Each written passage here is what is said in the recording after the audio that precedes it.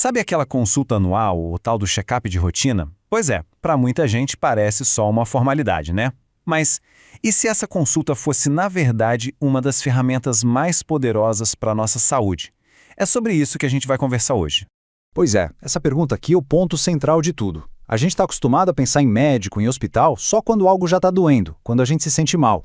Só que a grande virada de chave, a verdadeira revolução na saúde, acontece muito antes, acontece no silêncio, quando a gente se sente bem.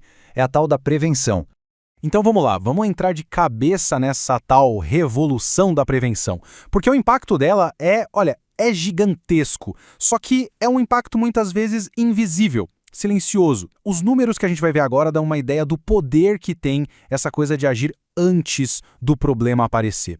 Olha só esse número, 73%. É uma queda impressionante. Desde 1950, a mortalidade por câncer de colo do útero despencou em 73%.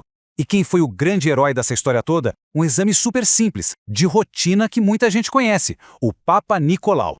E não para por aí. Olha esse outro dado, 50%. Desde os anos 70, a mortalidade por AVC, o derrame, caiu pela metade. E a causa principal disso?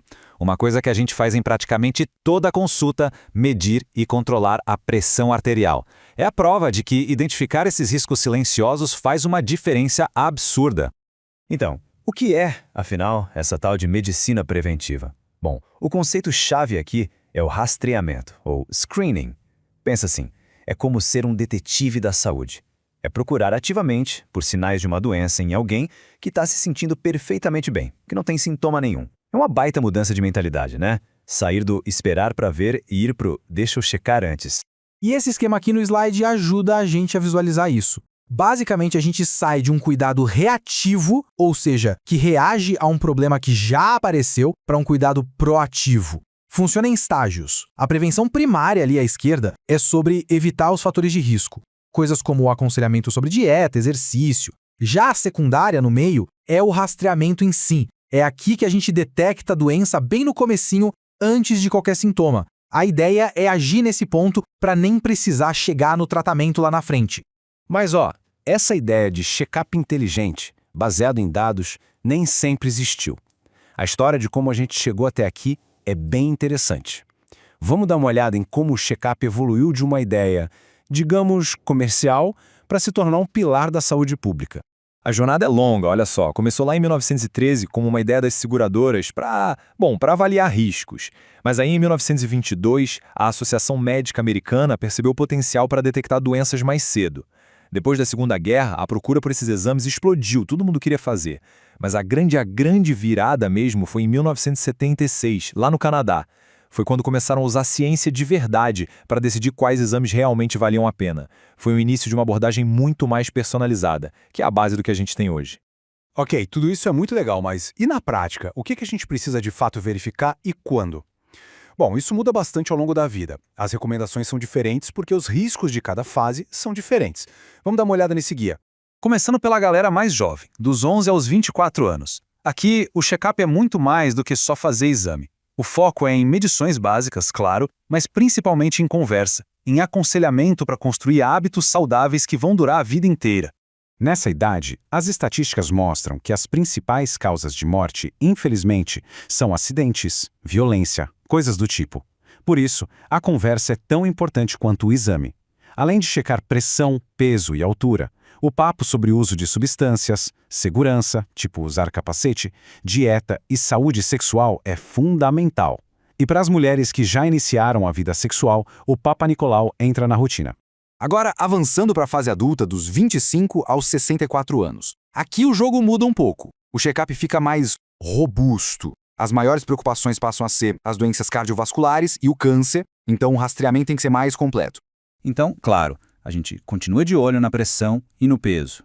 Mas agora entra na lista o perfil lipídico, para checar o colesterol. A partir dos 40 anos, começa o rastreamento de câncer de mama. Aos 50, o de câncer de cólon. E para as mulheres que já passaram pela menopausa, a avaliação da osteoporose se torna super importante. Chegando aos 65 anos ou mais, o foco da prevenção muda mais uma vez. A prioridade agora é manter a qualidade de vida, a independência, a funcionalidade, sem deixar de lado, claro, o monitoramento dos riscos que já vinham sendo acompanhados. A gente continua, sim, de olho no câncer e nas doenças do coração. Mas agora entram com força os testes de visão e audição, que são essenciais para a segurança e para a autonomia. O rastreamento de diabetes também fica mais intenso. E uma conversa que se torna importantíssima é sobre como prevenir quedas, que são uma causa bem comum de lesões graves nessa fase da vida. Certo. Agora vamos dar um zoom em um exemplo prático. Como é que os check-ups ajudam a gente a decodificar um dos maiores fatores de risco que existem hoje no mundo, que é a obesidade? E aqui a gente não está falando só de peso na balança, mas de como isso tudo se conecta com a saúde como um todo. Olha que interessante. Às vezes, as ferramentas mais simples são as que dão as informações mais valiosas. Por exemplo, o cálculo do IMC, o Índice de Massa Corporal, que usa só o peso e a altura, já ajuda a gente a entender o nível de risco, como dá para ver nesse gráfico. E outra coisa super simples e eficaz, medir a circunferência da cintura com uma fita métrica. Isso dá uma ótima ideia da quantidade de gordura visceral, aquela que fica mais ligada a problemas de metabolismo. Agora, é aqui que a história fica um pouco mais complexa.